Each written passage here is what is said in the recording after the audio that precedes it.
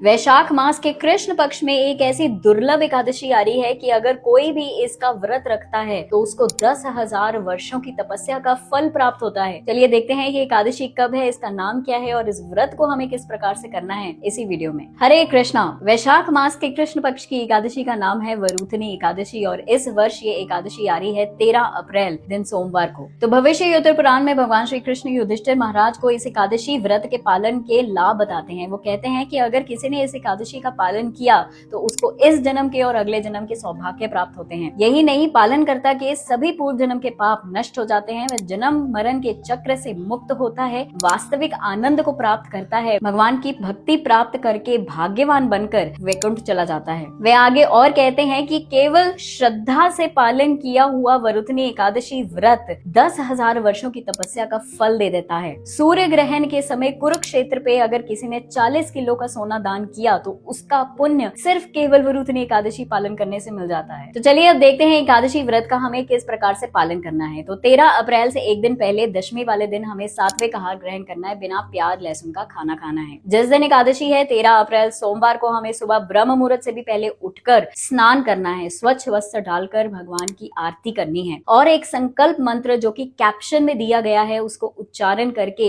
एकादशी व्रत का संकल्प लेना है। व्रत का मतलब है उपवास, भगवान के नजदीक वास करना। ज्यादा से ज्यादा हरे कृष्ण महामंत्र का जप कर सकते हैं, भगवान की लीलाओं का श्रवण कर सकते हैं। एकादशी व्रत निर्जल, सजल और सफल रख सकते हैं। द्वादशी वाले दिन यानी कि अगले दिन एकादशी के व्रत का पारण होता है, वो भी निर्धारित समय पर। इसलिए आप भगवान को अन्न का भोग भगवान को अर्पण करें तुलसी दल डालकर और उसी अन्न प्रसाद को ग्रहण करके निर्धारित समय पर एकादशी व्रत का पारण कर सकते हैं। हरे कृष्णा।